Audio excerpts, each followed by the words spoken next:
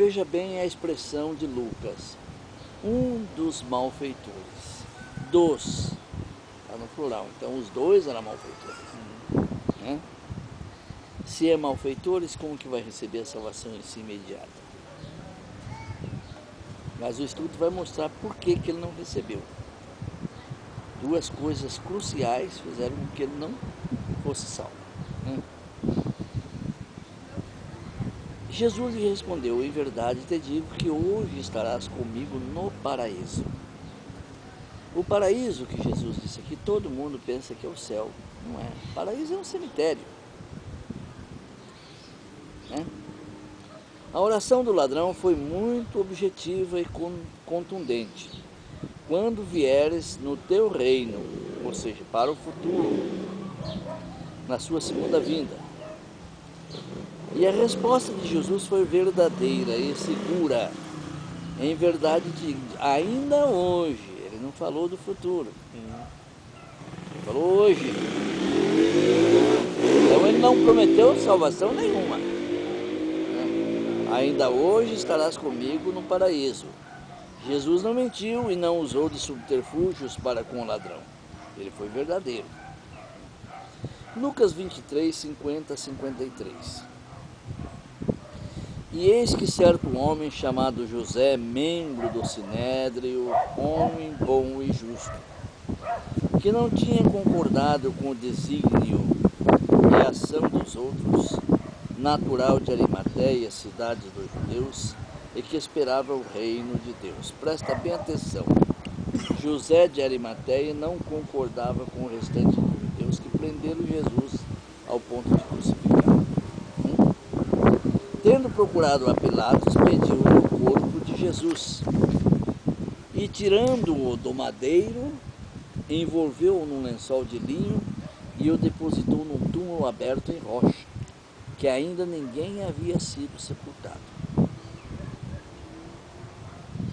É interessante como esse estudo, lá na frente, ele vai se encontrando tudo depois, com outros versículos. Jesus foi sepultado no mesmo dia em que morrera, ao pôr do sol. A Bíblia não narra que os ladrões também foram sepultados no mesmo dia, porém fica em relevância a promessa de Jesus ao ladrão. Em verdade te digo, hoje estarás comigo no paraíso. Os judeus tinham seus cemitérios cheios de arbustos, plantas, ou em meio das plantações, e isto se dava o nome de paraíso. Antes de Jesus morrer, ele deixou um sinal para os judeus incrédulos. Mateus capítulo 12, 38 a 40, se quiser anotar, pode anotar. 12, 38 a 40. Então alguns dos escribas e fariseus replicaram: Mestre, queremos ver da tua parte algum sinal. Ele, porém, respondeu: uma geração má e adúltera pede um sinal, mas nenhum sinal lhe será dado senão o do profeta Jonas. Porque assim como esteve Jonas 3 dias e 3 noites no ventre do grande peixe, assim o Filho do Homem estará 3 dias e 3 noites no coração da terra. Nenhum sinal fora o de Jonas foi dado para exemplo. Só o de Jonas, de 3 dias e 3 noites.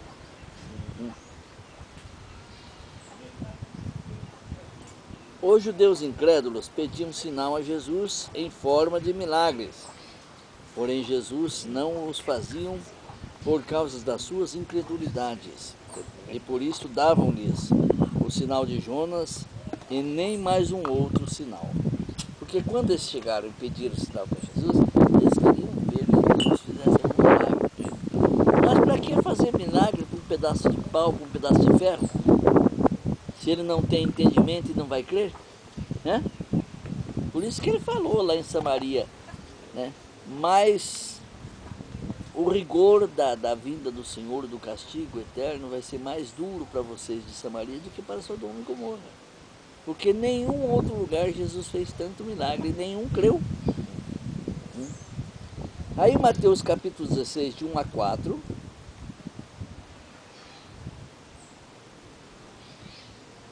Aproximando-se os fariseus e saduceus, tentando-o, da mesma forma que fizeram aqui em Mateus 12, tentando-o, pediram-lhes que lhe mostrasse um sinal vindo do céu. Por isso ele conhecia o coração deles, por isso que ele não fez sinal. Ele, porém, lhe respondeu: chega a tarde e dizeis, haverá bom tempo, porque o céu está avermelhado. E pela manhã, hoje haverá tempestade, porque o céu está avermelhado, sombrio. Sabeis, na verdade, discernir o aspecto dos céus, e não podeis discernir os sinais dos tempos?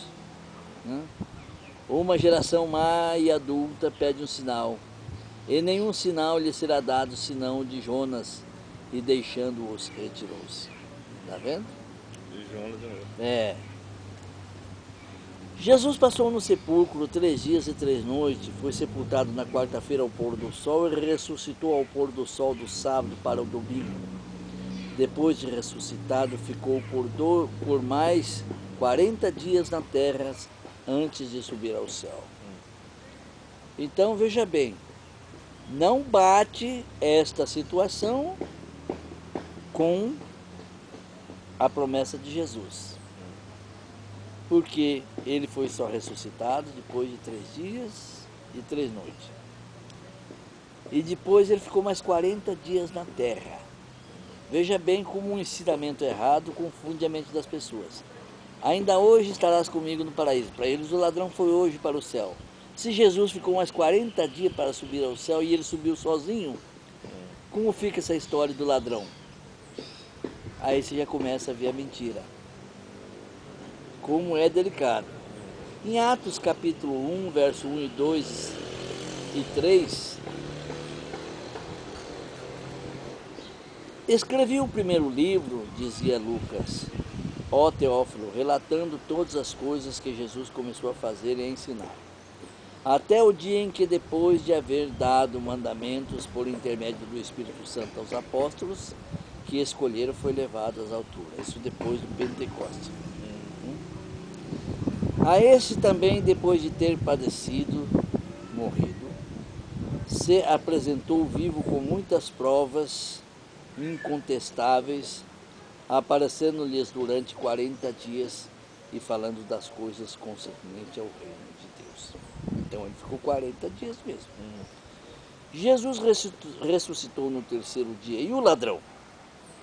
Depois de ressuscitado, Jesus ficou por mais 40 dias na terra. E o ladrão? Não apareceu. Jesus subiu ao céu na presença de seus apóstolos, porém o ladrão não estava com ele. São perguntas que devem ser feitas. Em Atos capítulo 1, verso 8 e 9. Né? Pode anotar aí. 1, 8 e 9.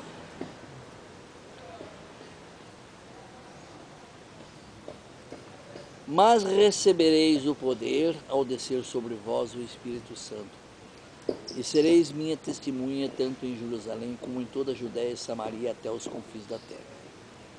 Só aí os apóstolos puderam, depois disso, começar a pregar o Evangelho. Dita estas palavras, foi Jesus elevado às alturas, à vista deles. E uma nuvem os encobriu dos seus olhos. Ele foi levado sozinho. A questão da ida para o céu é mais uma utopia do que realidade. Até porque ninguém vai para o céu a não ser aquele que de lá veio. A saber, em João 3 e 13, ora ninguém subiu ao céu, senão aquele que de lá veio, aquele que de lá desceu, a saber, o Filho do Homem que está no céu, Jesus Cristo. Ninguém subiu. A ideia de ir para o céu está descartada em relação à palavra de Deus. Nenhum homem foi para o céu e nenhum homem irá para lá. Em 1 Timóteo capítulo 6, verso 16. Há um único que possui imortalidade. Quem morreu e não morre mais? Jesus Cristo. Então ele possui imortalidade. E que habita em luz inacessível. O que é luz inacessível? Que não tem acesso para ir lá. A quem homem algum jamais viu, então nenhum homem foi lá porque não viu. E nem é capaz de ver, então nenhum homem também vai para lá. A ele honra e poder eternamente. Tá? Esse versículo conclui tudo. Que ninguém foi e ninguém vai, a não ser o Filho de Deus. Mas não é só este o motivo de que o ladrão da cruz não foi salvo. Vamos examinar. Em João capítulo 19, verso 31 ao 34. Então os judeus, para que no sábado não ficassem os corpos na cruz, agora prova que os ladrões foram enterrados também com Jesus. Porque ele morreu na quarta-feira, na quinta era a véspera era Páscoa, que era um sábado judeu, né? Sábado da Páscoa. Então, os judeus, para que no sábado não ficassem os corpos na cruz, visto como era a preparação, pois era grande o dia daquele sábado, e rogaram a Pilatos que lhes quebrassem as pernas e fossem tirados. Os soldados foram e quebraram as pernas ao primeiro e ao outro que com ele tinha sido crucificado, aos dois ladrões. Chegando-se, porém, a Jesus, como vissem que já estava morto, não lhe quebraram as pernas. Mas um dos soldados lhe abriu o lado com uma lança, e logo saiu sangue e água. E isto aconteceu para que se cumprisse a Escritura: nenhum dos seus ossos será quebrado. Verso 36. Em 1 Coríntios capítulo 11, verso 1, Paulo diz assim que nós temos que ser imitador de Cristo como ele era imitador de Cristo. Em Romanos capítulo 8, 28 e 29, diz assim: sabemos que todas as coisas cooperam para o bem daqueles que amam a Deus. Quem ama a Deus é justificado. Se você é malfeitor, você não ama a Deus, porque você não guarda a sua lei nem os seus mandamentos, né? Daqueles que são chamados segundo o seu propósito. Aí já são os predestinados, né? Porquanto os que de antemão conheceu, antes da fundação do mundo, eles foram chamados, também os predestinou para ser conforme a imagem do seu Filho, a fim de que ele seja o primogênito entre muitos irmãos. Ele fez toda a tarefa primeira, para que nós, através da tarefa dele, possamos alcançar a salvação. Ele foi sepultado na água, no batismo, e ressuscitou para o bem de todos nós. Nós somos sepultados na água e ressuscitamos com Jesus, assim como ele ressuscitou para a salvação. E ele era o cordeiro principal. João Batista testificou: eis o cordeiro de Deus que tira o pecado do mundo. Em Salmo 34, 19 e 20, diz assim: muitas são as aflições do justo. Você está passando por ela. Mas o Senhor de todas os livra. Tá? Então ele segura na tua mão e você não vai perecer. Mas no Salmo, no verso 20, ele mostra outra circunstância. Preserva-lhe todos os ossos, do maior ao menor. Nenhum deles sequer será quebrado. E como que foi quebrada a canela dos dois ladrões? Então não era imitador de Jesus e não estavam fazendo a vontade de Jesus, né? O compromisso do verdadeiro cristão é, primeiro, o amor para com Deus, com a guarda dos mandamentos, que é a prova do verdadeiro amor. Segundo, são chamados e predestinados por Deus antes da fundação do mundo para a salvação, os quais são a imagem de Cristo em amor e obediência em conduta conforme Jesus fez. Sou de meus imitadores, como eu sou de Cristo. O cristão verdadeiro, seus ossos não são quebrados. Estes são os predestinados de Deus para a salvação. Por isso que se confundem o estudo da Bíblia por falta de examinar a palavra de Deus. Em Salmo 37, verso 17, diz assim: pois os braços dos ímpios serão quebrados, mas o justo o Senhor o sustém. No caso do ladrão não foi os braços, mas foi as pernas. E em Efésios capítulo 1, verso 3 a 14, nós vamos mostrar como são os predestinados de Deus. Bendito Deus e Pai de nosso Senhor Jesus Cristo, que nos tem abençoado com toda sorte de bênção espiritual nas regiões celestiais em Cristo. Por quê nas regiões celestiais? Se você vai pegar o livro de Provérbios, capítulo 8, do verso 22 ao 31, né? Não, ao 41, lá está mostrando que nós fomos escolhidos antes da fundação do mundo, né? Então, quando Deus estava formando a terra, estava formando todas as amplidões do mundo, Ele estava no céu. E nós já fomos abençoados nos lugares celestiais, de antemão. Assim como nos escolheu neles antes da fundação do mundo, para sermos santos e irrepreensíveis perante Ele em amor. Olha como é perfeito. Nos predestinou para Ele para a adoção de filhos, por meio de Jesus Cristo, segundo o beneplácito de sua vontade. Por quê? Ele é a cabeça do filho e o filho é a cabeça do homem. Por isso que nós temos que ser imitadores de Cristo. Para o louvor da glória de sua graça, que Ele nos concedeu gratuitamente em quem? No amado Filho. Esse é meu Filho amado, em quem me comprazo. No qual temos a redenção pelo seu sangue. Se Ele não morresse, nós também não teríamos a redenção. E a remissão dos pecados segundo a riqueza da sua graça. Ele nos redimiu com seu sangue e com a sua graça Ele nos tira do pecado. Que Deus derramou abundantemente sobre nós em toda sabedoria e prudência, sabedoria de Deus, desvendando-nos o mistério da sua vontade, segundo o seu beneplácito que propusera em Cristo. Ele fez tudo isso aí por amor do seu Filho, né?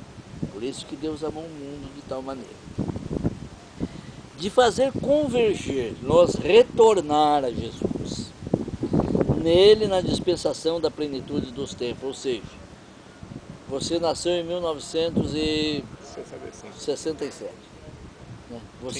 Você conhece a palavra de Deus em 2001, exemplo. Uhum.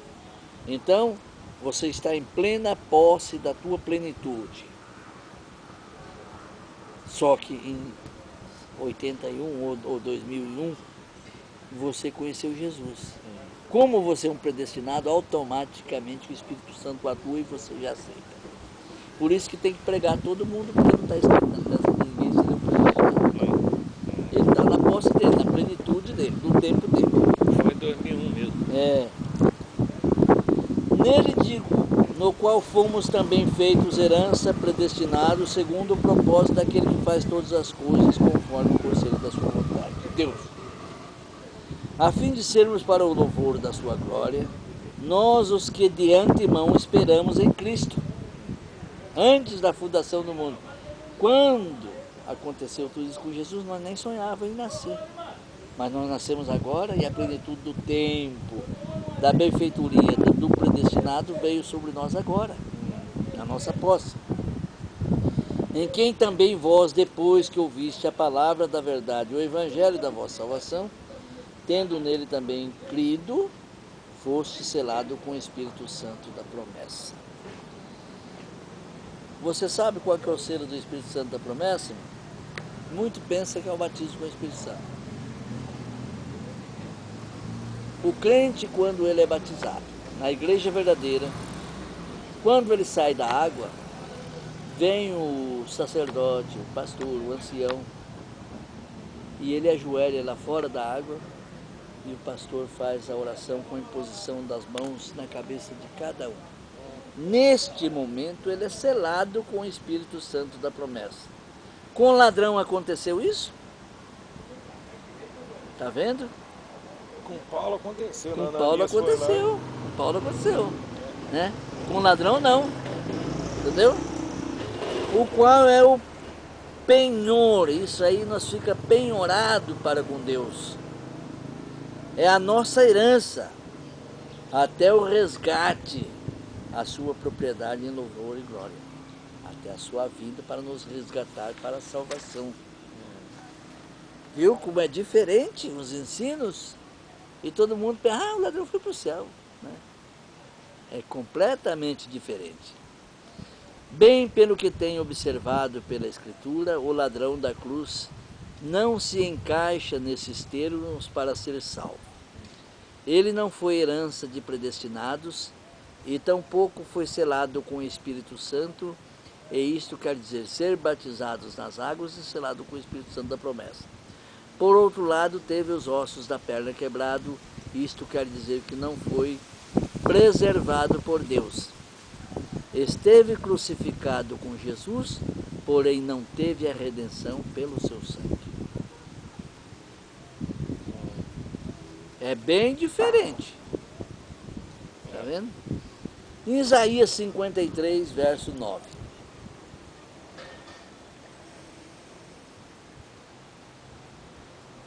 Designaram-lhe, isso o profeta Isaías tinha profetizado, designaram-lhe a sepultura com os perversos.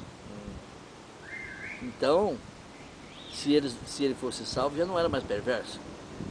Né? Mas com o rico, não está no plural, porque era Estevão, né? Nicodemos, né? Que tirou ele da cruz, ele era rico, e ele foi sepultado, esteve na sua morte, porque nunca fez injustiça, nem dolo algum se achou na sua boca, e foi sepultado num túmulo recém-feito, que não tinha ninguém sido sepultado, que esse túmulo já era para aquele rico. Arimateia. É, José de Arimateia, isso, desculpe. Aí, em Lucas, tem uma passagem lá que fala, até vou ler aqui, irmão, o senhor vê como que é engraçado essa passagem. Ao mesmo tempo que é engraçado, é de uma forma perspicaz e verdadeira, que muita gente também não entende isso aí. Né?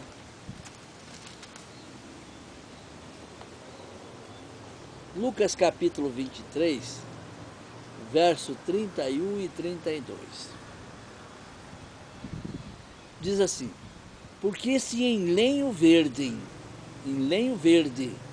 fazem isto, que será no lenho seco? As pessoas não sabem o que significa isso. Em lenho verde é aqueles que são justos, que não têm pecado, que não têm dolo nenhum. Se numa pessoa justa os judeus fizeram isso, que dirá numa pessoa pecaminosa? Tá? Aí ele mostra aqui na frente. E também era levado outros dois, que eram malfeitores, para serem executados com ele. Como que um malfeitor vai para o céu? Ele só estava ali para cumprir a escritura, né? Foi dito pelo Escritura. No antigo, né? É. Aí ele teve que aparecer em cena para cumprir a escritura. A profecia de Isaías. Então, eu fiz esse estudo para tirar a dúvida daquelas pessoas que batem o pé e dizem que o ladrão foi salvo. Não tem condições, a Bíblia não dá amparo para isso. E isso é muito importante para as pessoas que veem esse estudo, ver a nossa singela pregação nesse dia de sábado, para entender melhor a Escritura. Não deixa ser levados por pessoas que não examinam e quer pregar de si próprio. Toda palavra que sai de nós sem a verdadeira complexidade da Bíblia é frívola, não tem valor para Deus. Tem que ter a revelação de Deus. Tem que ter a revelação do Espírito Santo de Deus em nós para ser valorizado. São essas as situações. Irmão, pode fazer uma oração para nós, por favor? Deus de infinito poder, o Deus verdadeiro, não nos deixe ser confundidos, Senhor. Livra-nos dos maus espíritos, aqueles que corrompem os nossos pensamentos, em nome de Jesus. Amém.